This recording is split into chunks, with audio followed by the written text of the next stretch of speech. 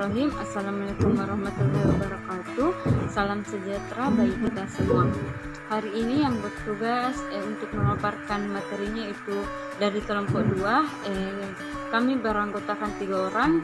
Yang pertama itu Nurdi Jerasari, saya sendiri. Kedua Nurwahida Darwis, dan yang ketiga Sucianti. Pada pertemuan kali ini materi yang akan kita bahas yaitu pengertian teori organisasi, teori klasik, teori transisional, dan teori mutakhir. Selamat menyimak. Pertama yang akan dibahas yaitu pengertian teori organisasi. Nah, teori organisasi adalah teori yang mempelajari kinerja dalam sebuah organisasi.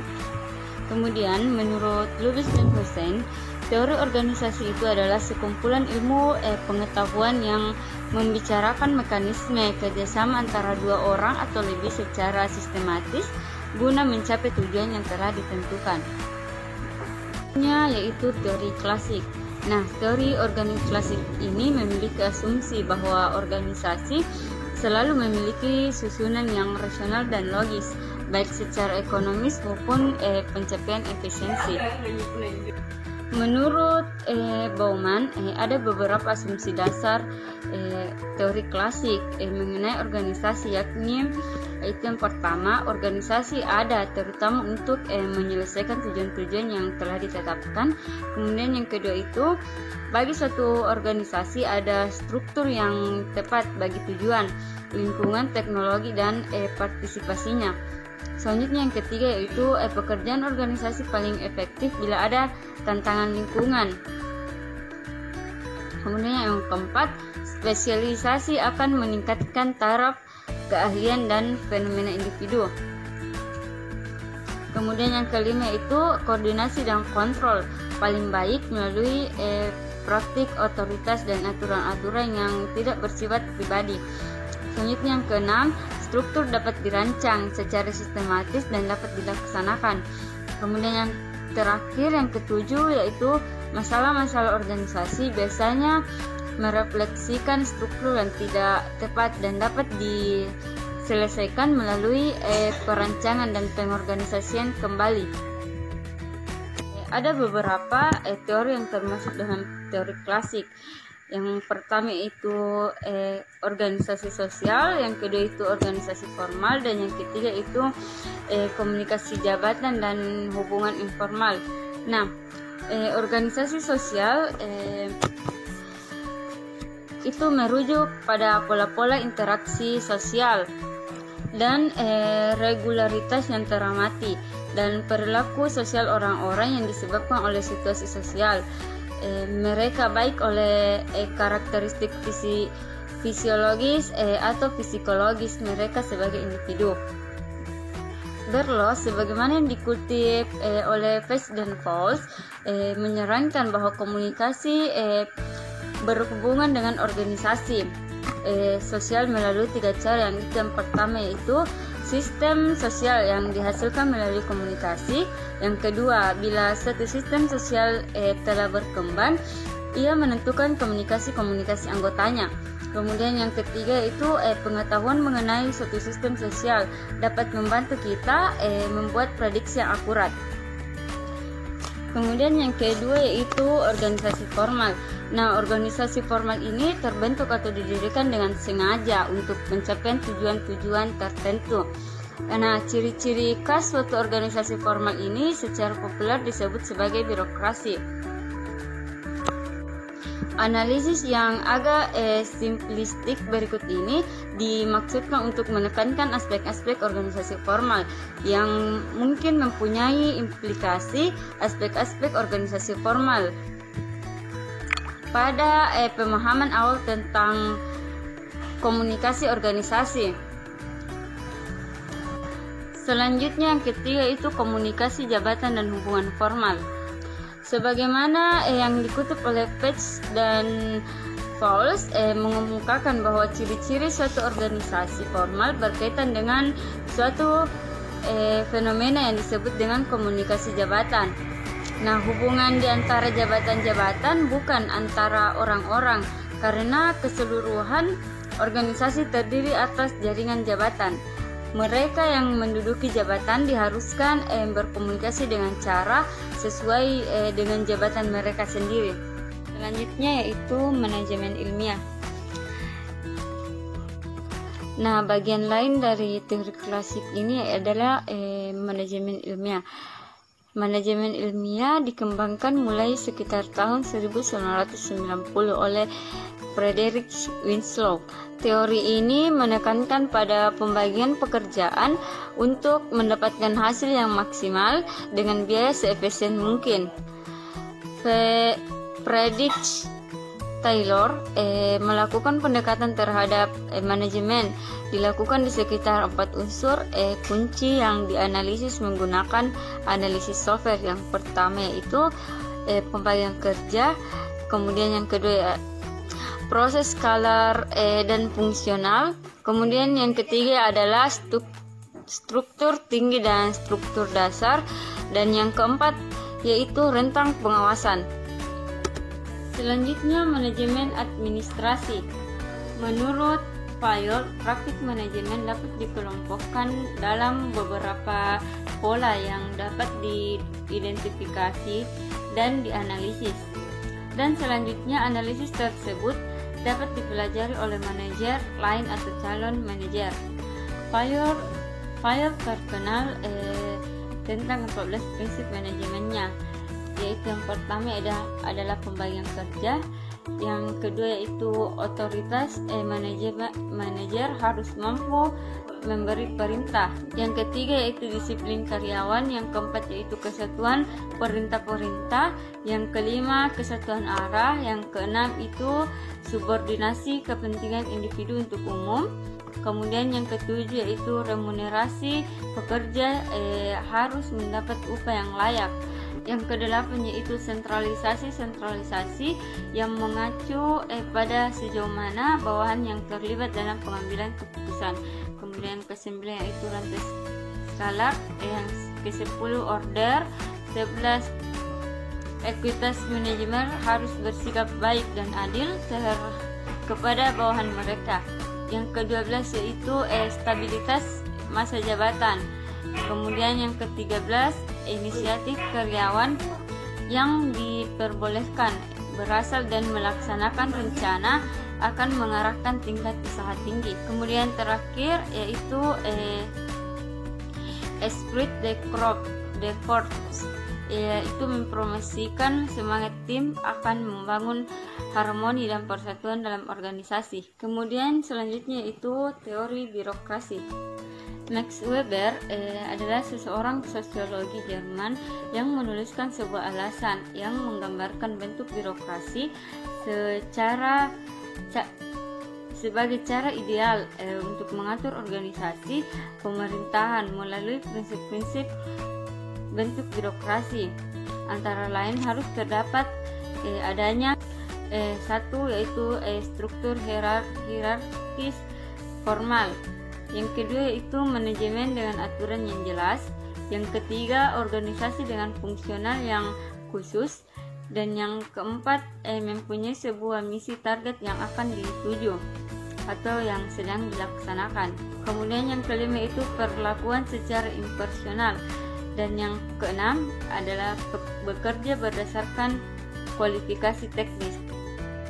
Selanjutnya yaitu teori transisional.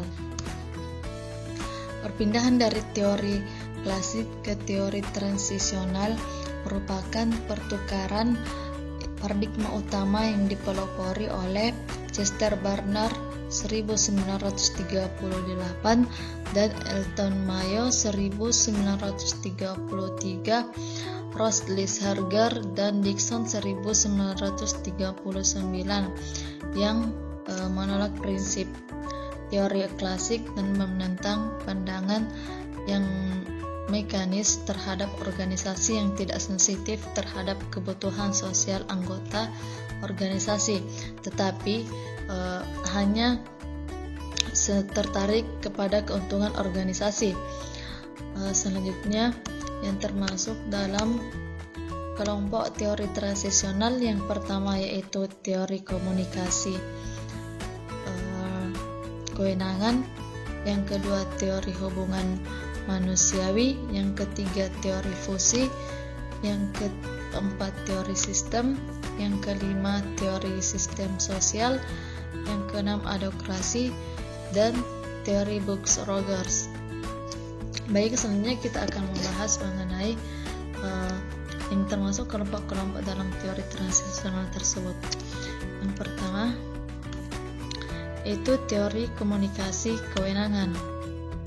Ya, teori komunikasi kewenangan dari Chester Bernard 1938 telah membuka pikiran-pikiran baru tentang organisasi formal, di mana sebelumnya menurut Perel 1975 terdapat keprihatinan mengenai implikasi teori klasik terhadap organisasi dan doktrin ilmiah manajemen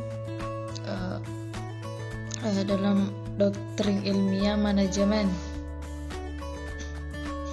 Dalam buku Definition of the Executive, Chester Bernard 1938 menyatakan bahwa organisasi adalah sistem orang, bukan struktur yang direkayasa secara mekanis. Di sini suatu struktur mekanis yang jelas dan baik tidaklah cukup. Kelompok-kelompok alamiah dalam struktur birokrasi dipengaruhi oleh apa yang terjadi, komunikasi ke atas, dan pemimpin yang berfungsi sebagai kekuatan yang padu. Baik, definisi Bernard mengenai organisasi formal adalah sebagai suatu sistem kegiatan dua orang atau lebih yang dilakukan secara sadar dan terkoordinasikan, yang menitikberatkan konsep sistem dan konsep orang. Bernard menyatakan bahwa eksistensi suatu organisasi sebagai suatu sistem kerjasama bergantung pada kemampuan manusia untuk berkomunikasi dan kemauan untuk bekerja sama dalam mencapai suatu tujuan yang sama pula. Selanjutnya, Bernard juga merumuskan seperangkat premis yang dikenal sebagai teori penerimaan kewenangan, yang mempunyai maksud bahwa kewenangan nominal, kewenangan yang berasal dari tingkat atas organisasi sebenarnya merupakan kewenangan nominal yang mana kewenangan menjadi nyata apabila diterima. Premis-premis tersebut yaitu yang pertama yaitu orang tersebut memahami pesan yang dimaksud. Yang kedua, orang tersebut percaya bahwa pesan tersebut tidak bertentangan dengan tujuan organisasi. Yang ketiga yaitu orang tersebut percaya pada saat ia memutuskan untuk bekerja sama bahwa pesan yang dimaksud sesuai dengan minatnya. Dan keempat yaitu orang tersebut memiliki kemampuan fisik dan mental untuk melaksanakan pesan. Seperangkat premis-premis tersebut menjadi terkenal sebagai teori komunikasi kewenangan, di mana yakni kewenangan yang berasal dari tingkat atas organisasi sebenarnya merupakan kewenangan nominal. Baik, selanjutnya yaitu teori hubungan manusiawi.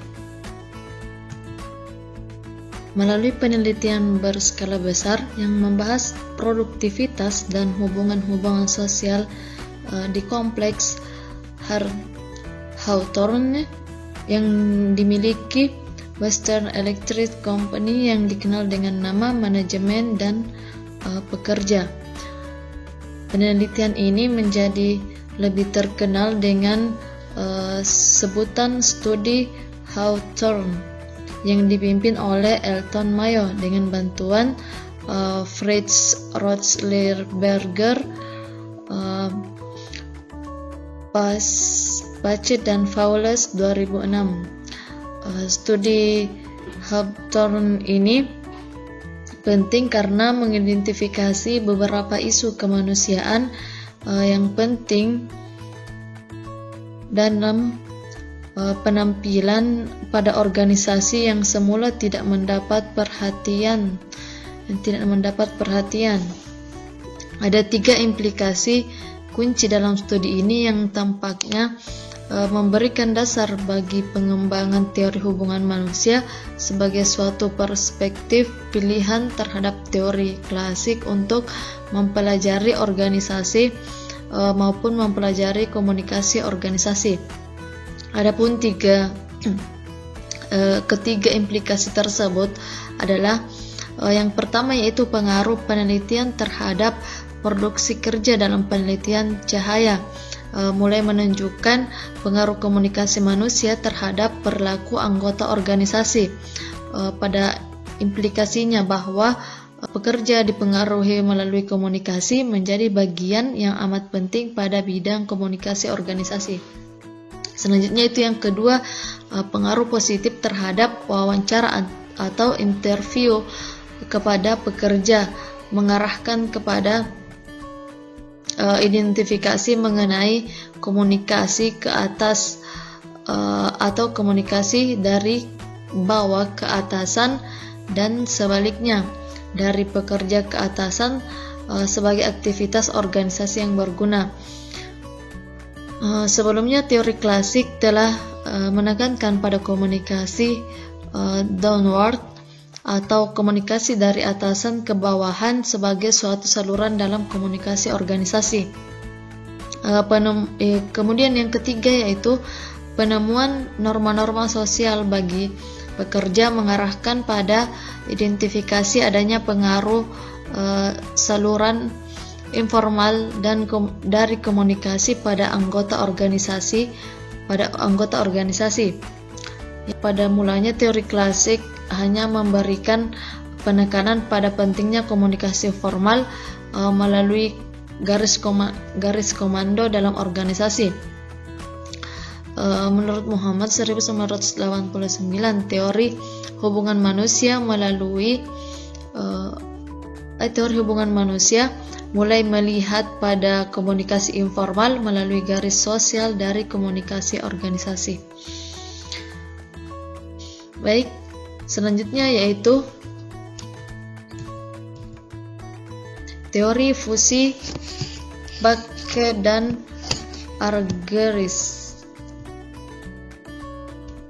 Di sini mengutip pendapat Backe dan Fowles pada 2006 tentang teori fusi dari Backe 1950, diawali dengan kesadaran akan banyaknya masalah dalam rangka memuaskan minat manusia yang berlainan dan dalam rangka memenuhi tuntutan penting struktur birokrasi. Di sini Backe 1950 menyarankan suatu proses fusi dan berpendapat bahwa organisasi hingga suatu tahap tertentu mempengaruhi individu, sementara pada saat yang sama individu pun mempengaruhi organisasi. Hasilnya suatu organisasi yang dipersonalisasikan oleh setiap individu, pegawai, dan individu-individu yang disosialisasikan oleh organisasi. Karena itu, setiap pegawai menunjukkan ciri-ciri organisasi dan setiap jabatan tampak unik seperti individu yang mendudukinya. Setelah fusi, setiap pegawai tampak lebih menyerupai organisasi dan setiap jabatan dalam organisasi dimodifikasi sesuai minat khusus individu. Kemudian Argyris 1957, seorang rekan Backe di Universitas Yale memperluas dan menyempurnakan karya Backe. Ia berpendapat bahwa ada suatu ketidaksesuaian yang mendasar antara kebutuhan pegawai yang matang dengan persyaratan formal organisasi. Di sini organisasi mempunyai tujuan yang berlawanan dengan tujuan pegawai perseorangan. Para pegawai mengalami frustasi sebagai akibat dan ketidaksesuaian tersebut. Sebagian pegawai mungkin meninggikan tempat kerja mereka, menjadi apatis, dan acuh tak acuh. Melalui konflik ini, para pegawai lainnya menyadari untuk tidak mengharapkan kepuasan dari pekerjaan mereka. Banyak orang mengetahui berdasarkan pengalaman pribadi bahwa penyesuaian diri terhadap tuntutan-tuntutan suatu organisasi formal tidak mudah dan tidak dapat diharapkan terjadi secara otomatis. Ada sejumlah akibat yang tak diharapkan dari interaksi antara kebutuhan itu diadaptasikan atau dikecewakan, dan timbullah organisasi informal dengan norma-norma yang cocok bagi orang perseorangan yang frustasi dan apatis. Dengan demikian, perilaku organisasi sepenuhnya adalah suatu fungsi interaksi kebutuhan kelompok-kelompok informal dan kebutuhan organisasi. Baik, selanjutnya yaitu teori sistem umum. Di sini Scott pada tahun 1961 sebagaimana dikutip oleh Pace dan Fowles 2006 menyatakan bahwa satu-satunya cara yang bermakna untuk mempelajari organisasi adalah sebagai suatu sistem. Ia mengemukakan bahwa bagian-bagian penting organisasi sebagai suatu sistem adalah individu dan kepribadian setiap orang dalam organisasi. Studi organisasi sebagai sistem menyebutkan organisasi sebagai sistem terbuka karena organisasi berinteraksi dengan lingkungan. Sebaliknya, ada yang disebut organisasi sebagai sistem tertutup. Organisasi sebagai suatu sistem dibangun oleh masukan dari lingkungan seperti material dan sumber daya manusia, lalu ditransformasikan melalui proses yang menggunakan teknologi untuk mengolah barang atau proses pengelolaan jasa yang pada akhirnya menghasilkan keluaran atau output berupa produk atau layanan. Kemudian ada umpan balik atau reaksi dari lingkungan. Selanjutnya, menurut Fisher dalam Pace dan Fowles 2006 juga mengatakan bahwa teori sistem adalah seperangkat prinsip yang terorganisasikan secara longgar dan sangat abstrak yang berfungsi mengarahkan pikiran kita namun terikat pada berbagai penafsiran. Adapun prinsip-prinsipnya adalah yang pertama yaitu non-sumativitas, bahwa suatu sistem tidak sekedar jumlah dari bagian-bagiannya. Kemudian yang kedua, untuk unsur-unsur struktur fungsi dan evolusi merujuk kepada hubungan antar komponen suatu sistem. Kemudian yang ketiga yaitu keterbukaan organisasi yang merupakan sistem sosial yang batas-batasnya dapat ditembus untuk memungkinkan organisasi berinteraksi dengan lingkungannya sehingga memperoleh energi dan informasi. Dan keempat yaitu hierarki, di mana suatu sistem mungkin merupakan suatu suprasistem bagi sistem-sistem lain di dalamnya, juga merupakan suatu subsistem bagi suatu sistem yang lebih besar. Ini menurut Pace dan Fowles 2006.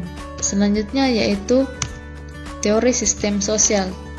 Di sini Pace dan Fowles yang dialihbahasakan oleh Mulyana pada tahun 2006 mengutip pendapat ahli tentang sistem sosial, di antaranya yaitu Katz dan Kahn. Menurut Katz dan Kahn mengemukakan bahwa struktur sosial berbeda dengan struktur mekanis dan struktur biologis. Bila suatu sistem sosial berhenti berfungsi, maka ia tidak lagi mempunyai struktur yang tidak mempunyai lagi struktur yang dapat diidentifikasi karena sistem sosial merupakan struktur peristiwa alih-alih merupakan bagian-bagian fisik dan tidak mempunyai struktur yang terpisah dari kegiatannya. Kemudian dikemukakan pula bahwa kebanyakan interaksi kita dengan orang-orang merupakan tindakan komunikatif verbal dan nonverbal. Komunikasi, pertukaran informasi, dan transmisi makna adalah inti suatu sistem sosial atau sistem organisasi. Katz dan Kahn berpendapat bahwa watak suatu sistem sosial mengisyaratkan selektivitas saluran dan tindakan komunikatif.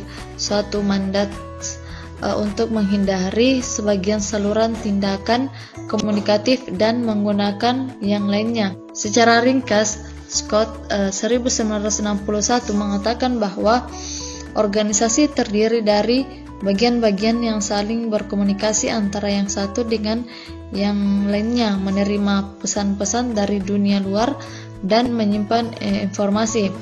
Fungsi komunikasi bagian-bagian ini sekaligus merupakan konfigurasi yang menggambarkan sistem secara keseluruhan.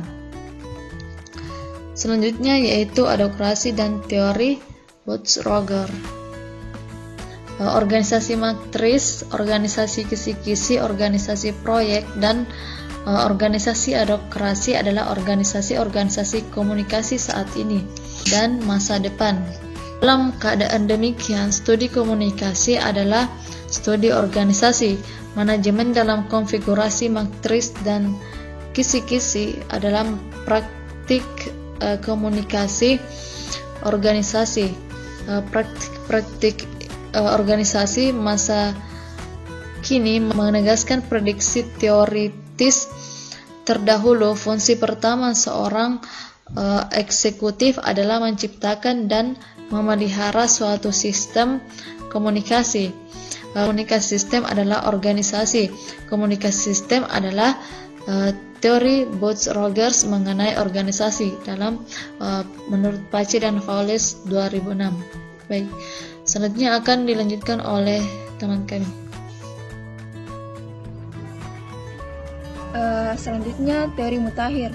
Teori ini muncul pada tahun 1950 sebagai akibat adanya ketidakpuasan dua teori sebelumnya, yaitu teori klasik dan teori transisional.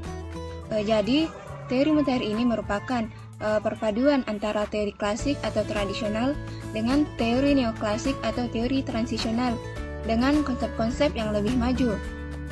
Teori mutakhir ini lahir sebagai cermin perubahan tentang teori organisasi yang selama ini dianut, yang menggambarkan aspek-aspek subjektif dan membahas beberapa implikasinya terhadap komunikasi organisasi. Selanjutnya, dalam proses pengorganisasian, Which menyebutkan ada 3 tahap utama, yaitu yang pertama tahap pemeranan, yaitu menghimpun sesuatu bagian dari sejumlah pengalaman untuk diperhatikan lebih lanjut. Tahap kedua, ada tahap seleksi, yaitu memasukkan seperangkat penafsiran ke dalam bagian yang dihimpun untuk pengurangan ketidakjelasan. Terus tahap yang ketiga, ada tahap retensi atau tahap penyimpanan, yaitu memungkinkan organisasi menyimpan informasi mengenai cara berorganisasi atau cara organisasi tersebut memberi respon dalam berbagai situasi.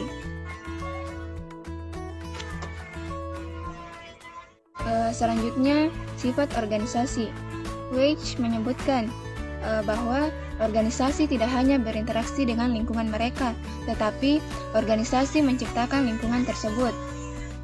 Kemudian, teori budaya organisasi. Yang dimaksud dengan teori budaya organisasi yaitu sebuah teori komunikasi yang mencakup semua simbol komunikasi, seperti tindakan dan makna yang diletakkan orang terhadap simbol tersebut. Selanjutnya, dalam teori budaya organisasi, menurut Richard, teori budaya organisasi memiliki 3 asumsi dasar. Yang pertama, anggota-anggota organisasi menciptakan dan mempertahankan perasaan yang dimiliki mengenai realitas organisasi, yang berakibat pada pemahaman yang lebih baik mengenai nilai-nilai organisasi. Adapun inti dari asumsi ini adalah nilai yang dimiliki oleh organisasi tersebut, di mana yang dimaksud dengan nilai di sini merupakan standar dan prinsip-prinsip yang terdapat dalam sebuah budaya organisasi. Yang kedua, penggunaan dan interpretasi simbol sangat penting dalam budaya organisasi, di mana ketika seseorang dapat memahami simbol tersebut, maka seseorang akan mampu bertindak menurut budaya organisasinya.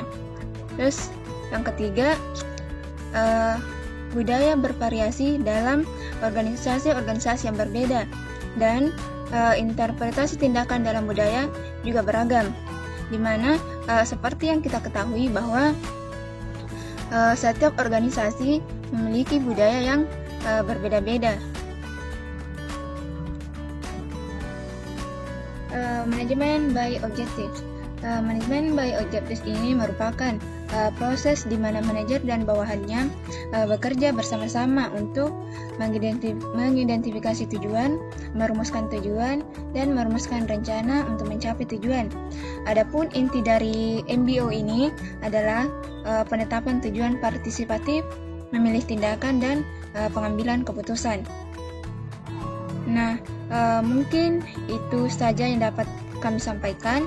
Lebih dan kurangnya mohon dimaafkan. Wassalamualaikum warahmatullahi wabarakatuh.